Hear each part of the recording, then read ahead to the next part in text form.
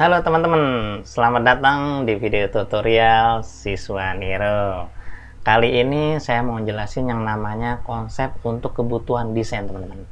Dan materi ini sangat penting banget untuk pemula, bagi teman-teman yang mau jadi desain grafis ke depannya, kurang lebih seperti itu ya teman-teman.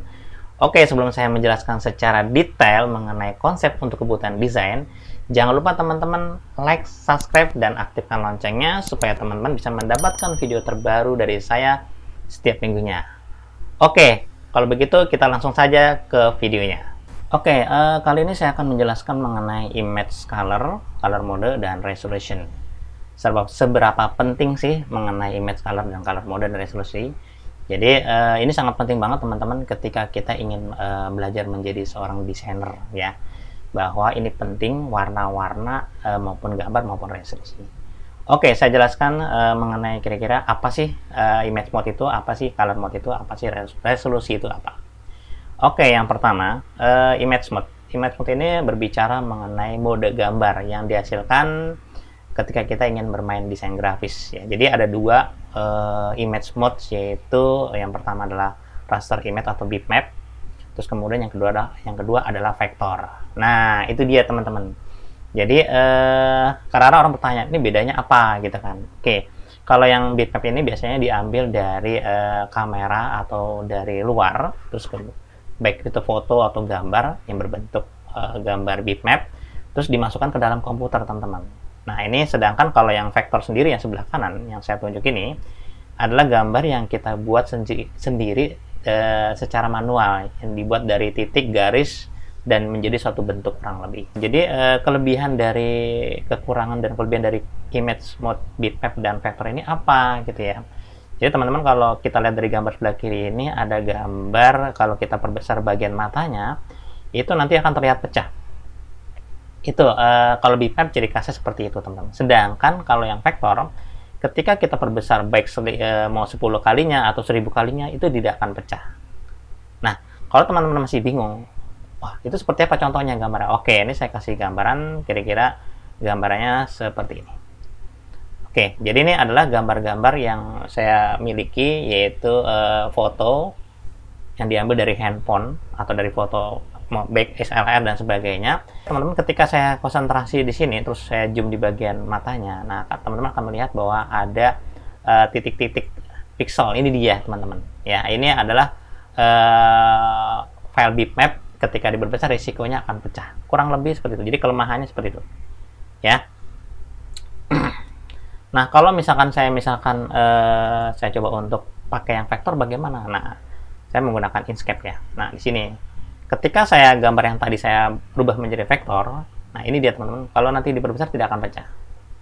Gimana ceritanya? Oke, kita buktikan di sini. Jadi teman-teman bisa di zoom, bisa lihat di bagian matanya. Saya coba zoom ya, saya perbesar ya. Saya seleksi bagian matanya, lihat. Tidak akan pecah sama sekali. Nah, itu dia teman-teman ya.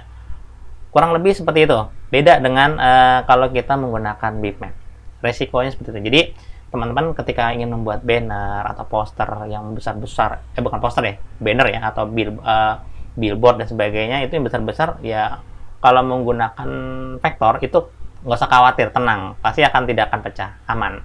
Sedangkan teman-teman kalau misalkan menggunakan aplikasi seperti Gimps gitu kan, Photoshop yang diambil dari foto dari luar, ketika nanti diperbesar teman-teman harus berhati-hati karena kita akan bermain resolusi, kerapatan warna seperti apa kurang lebih. Biasanya nih kalau ada permintaan, misalkan saya kepengen mendesain menggunakan nanti akhir outputnya adalah vektor ya, teman-teman harus bersusah payah untuk menggambar ulang. Tapi kalau mau gampang nyari mudahnya, saya butuh foto deh. Nah, paling nanti hanya bermain color correction doang, kurang lebih seperti itu, hanya bermain warna dan sebagainya. Tapi resikonya teman-teman harus pintar-pintar mengontrol kira-kira kapan saatnya menggunakan bitmap dan resolusi bagaimana. Nanti saya akan jelaskan secara jelas ya, secara detail seperti apa. Oke, saya geser ke bawah. Nah, berikutnya adalah color mode.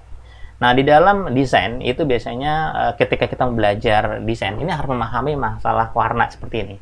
Yaitu warna yang harus kita ketahui, yaitu warna CMYK dan RGB.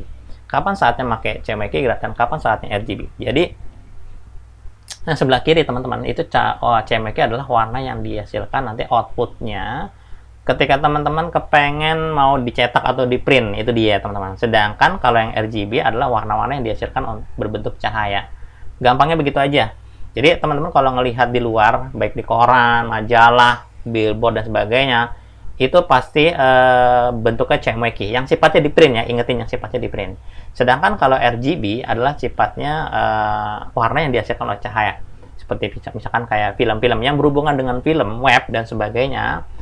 Kayak misalkan proyektor, terus kayak ada Mediatron di pinggir jalan, terus ada iklan di TV, itu pasti pakai RGB.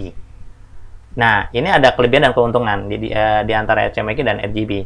Kalau CMYK, teman-teman harus bersusah payah untuk mengontrol resolusi. Nah, kira-kira berapa, harus 100 kah, 300 kah, atau 72? Itu kalau CMYK.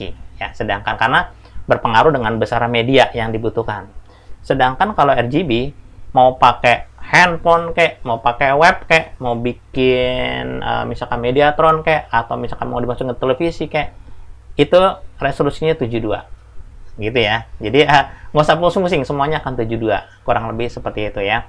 Sedangkan kalau CMYK itu nanti berisiko kita harus mengontrol warna, resolusinya seperti apa, kurang lebih seperti itu.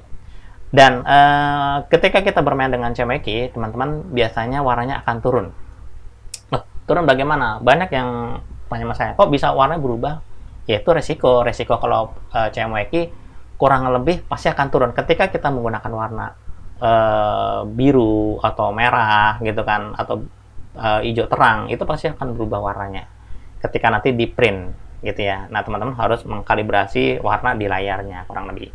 Nah, biasanya sih ada yang bertanya, lebih baik pakai PC atau Macintosh. Nah, itu dia, karena saya sudah pakai dua-duanya teman-teman, dan saya juga sering mengajar menggunakan Macintosh dan mengajar juga menggunakan yang PC.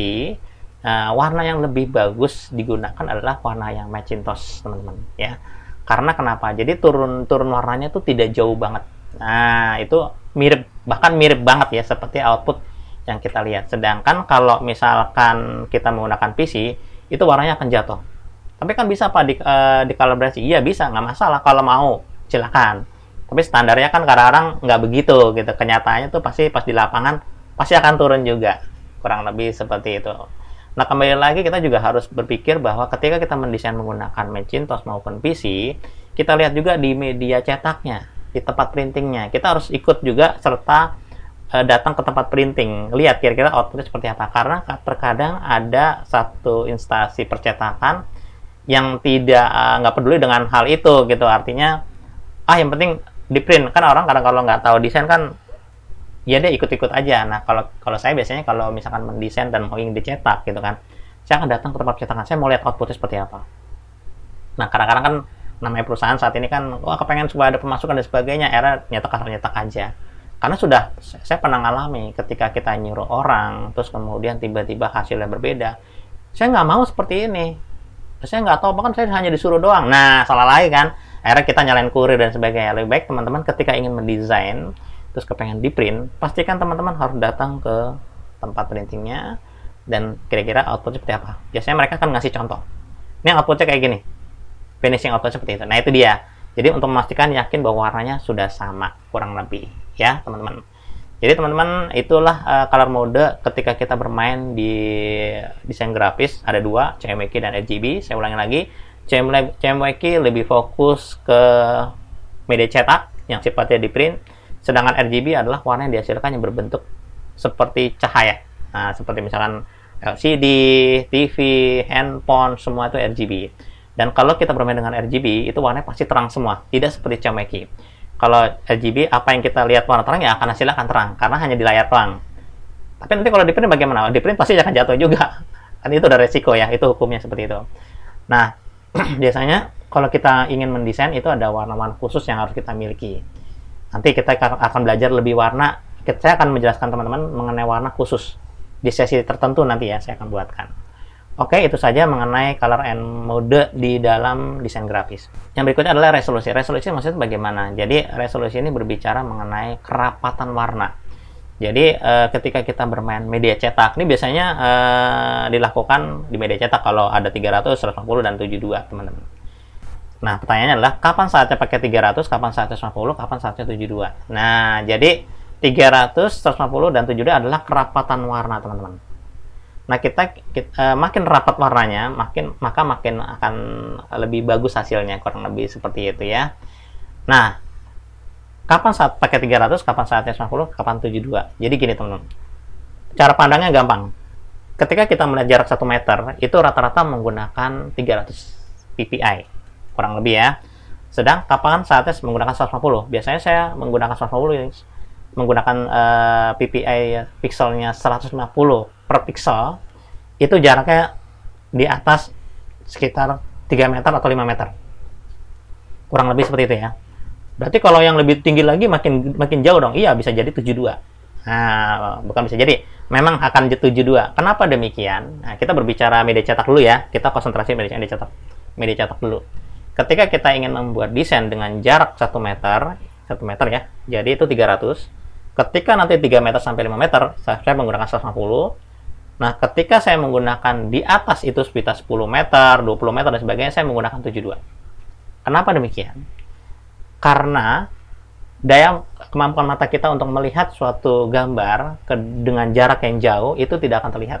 Makanya kalau teman-teman, ini saya tidak menyuruh teman-teman untuk naik ke billboard dan lihat dari dekat ya. Itu kalau dilihat dari dekat itu nanti titiknya gede-gede, kotak-kotak bulat-bulatnya gede-gede. Kenapa yang besar-besar? Itu karena 72. Nanti kalau kita lihat dari jarak jauh, otomatis dia akan menyatu sendiri. Karena kemampuan mata kita tidak sanggup, jadi secara otomatis sudut pandangnya akan berubah. Itu maksudnya, teman-teman.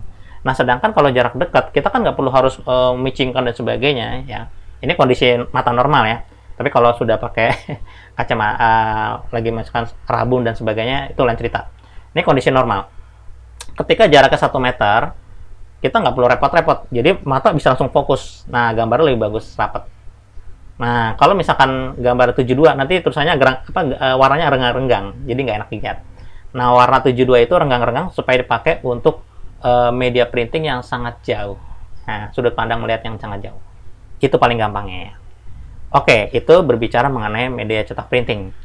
Nah, bagaimana kalau saya bekerja di dunia pertelevisian, bikin iklan, bikin web, terus bikin media sosial dan sebagainya. Teman-teman cukup menggunakan 72, selesai.